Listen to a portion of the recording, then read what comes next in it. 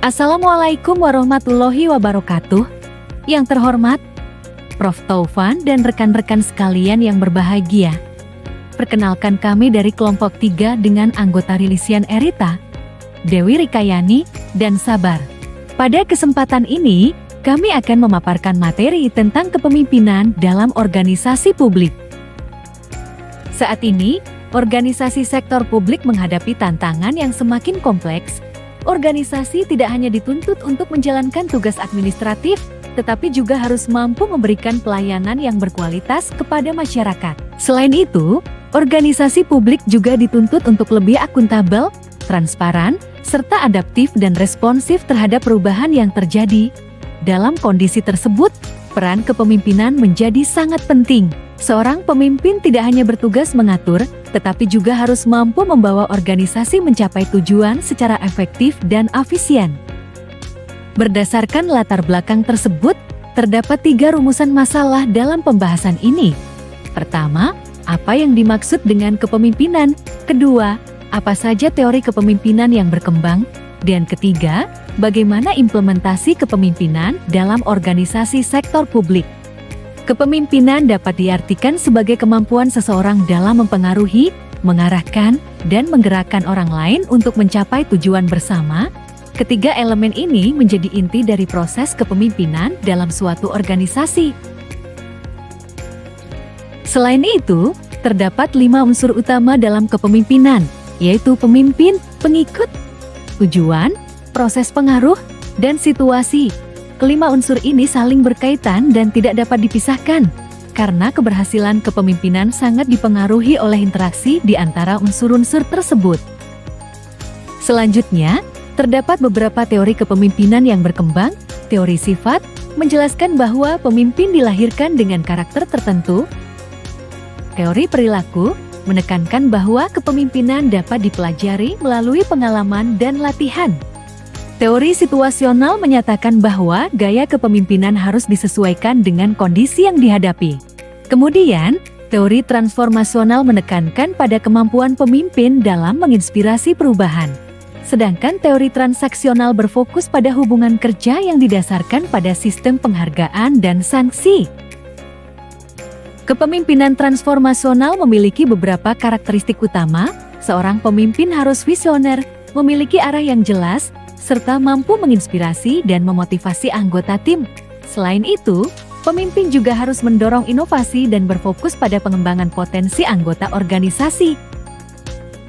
Sementara itu, kepemimpinan transaksional lebih menekankan pada pencapaian target dan stabilitas organisasi. Pemimpin menggunakan sistem reward dan punishment untuk memastikan kinerja tetap berjalan sesuai dengan tujuan yang telah ditetapkan. Selain teori, terdapat juga berbagai gaya kepemimpinan. Gaya otoriter menempatkan keputusan sepenuhnya pada pemimpin. Gaya demokratis melibatkan anggota dalam pengambilan keputusan. Gaya partisipatif memberikan ruang bagi masukan dari tim. Sedangkan gaya delegatif memberikan kepercayaan penuh kepada anggota untuk menjalankan tugasnya. Pemilihan gaya kepemimpinan harus disesuaikan dengan situasi, kondisi organisasi, serta karakter anggota tim. Dalam konteks sektor publik, kepemimpinan memiliki karakteristik yang khas. Kepemimpinan di sektor publik harus berorientasi pada pelayanan masyarakat, menjunjung tinggi akuntabilitas dan transparansi, serta mampu merespons kebutuhan publik secara cepat dan tepat. Untuk menjalankan peran tersebut, seorang pemimpin publik perlu memiliki 4 kompetensi utama, yaitu kompetensi teknis, manajerial, sosial, dan etika. Keempat kompetensi ini sangat penting agar pemimpin mampu menjalankan tugasnya secara profesional dan bertanggung jawab. Namun demikian, kepemimpinan di sektor publik juga menghadapi berbagai tantangan. Di antaranya adalah perkembangan teknologi dan digitalisasi, kondisi krisis dan ketidakpastian, serta meningkatnya tuntutan masyarakat terhadap kualitas pelayanan publik. Pada bagian ini, kami menampilkan studi kasus keterlambatan proyek perbaikan drainase di wilayah perkotaan. Proyek ini mengalami keterlambatan sekitar 2 bulan yang berdampak pada meningkatnya risiko banjir di lingkungan masyarakat. Dari sisi pelaksanaan, kinerja kontraktor dinilai belum optimal, serta terdapat masalah internal seperti kurangnya koordinasi dan adanya saling menyalahkan dalam tim. Berdasarkan analisis, permasalahan utama dalam kasus ini disebabkan oleh 3 faktor. Pertama, kurangnya koordinasi antar pihak yang terlibat, sehingga pelaksanaan proyek tidak berjalan secara sinkron. Kedua, lemahnya pengawasan yang menyebabkan berbagai kendala di lapangan tidak segera ditangani. Dan ketiga, komunikasi yang tidak efektif baik di dalam tim maupun dengan pihak eksternal. Untuk mengatasi permasalahan tersebut, pemimpin perlu mengambil langkah-langkah strategis. Pertama, transformasional, yaitu memberikan visi penyelesaian proyek dan memotivasi tim untuk bekerja lebih efektif.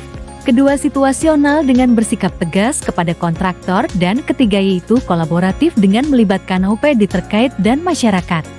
Solusi yang dapat dilakukan adalah melakukan evaluasi kinerja pelaksana proyek untuk memastikan setiap pihak bekerja sesuai tanggung jawabnya. Selanjutnya, mempercepat proses pekerjaan, melakukan monitoring secara rutin, serta meningkatkan transparansi komunikasi kepada publik. Dengan langkah ini, diharapkan proyek dapat kembali berjalan sesuai rencana dan kepercayaan masyarakat tetap terjaga.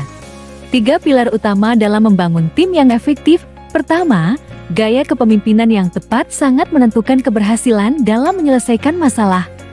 Kedua, strategi adaptif diperlukan agar pemimpin mampu menghadapi perubahan dan situasi krisis. Ketiga, komunikasi efektif menjadi kunci dalam menjaga koordinasi dan pemahaman dalam tim. Ketiga pilar ini saling mendukung dalam menciptakan kepemimpinan yang kuat dan efektif. Dari seluruh pembahasan yang telah disampaikan, dapat disimpulkan bahwa kepemimpinan merupakan faktor yang sangat menentukan keberhasilan organisasi, khususnya dalam sektor publik. Seorang pemimpin dituntut untuk adaptif, visioner, serta mampu menyesuaikan gaya kepemimpinannya dengan situasi yang dihadapi. Dalam konteks sektor publik, peran kepemimpinan menjadi semakin penting karena berkaitan langsung dengan pelayanan kepada masyarakat. Kepemimpinan yang efektif dibangun atas 3 pilar utama. Pertama, adaptif, yaitu mampu merespons perubahan dengan cepat dan fleksibel. Kedua, berintegritas, yaitu menjunjung tinggi nilai kejujuran dan etika dalam setiap tindakan. Dan ketiga, berorientasi pada pelayanan publik, yaitu mengutamakan kepentingan dan kesejahteraan masyarakat. Ketiga pilar ini menjadi dasar dalam menciptakan kepemimpinan yang kuat dan berkualitas. Berikut adalah referensi utama yang menjadi landasan teori serta praktik dalam kajian kepemimpinan dan organisasi publik yang kami sajikan. Demikian pemaparan yang dapat kami sampaikan. Mohon maaf apabila terdapat banyak kekurangan. Semoga materi yang kami sampaikan membawa manfaat bagi kita semua. Terima kasih. Wassalamualaikum warahmatullahi wabarakatuh.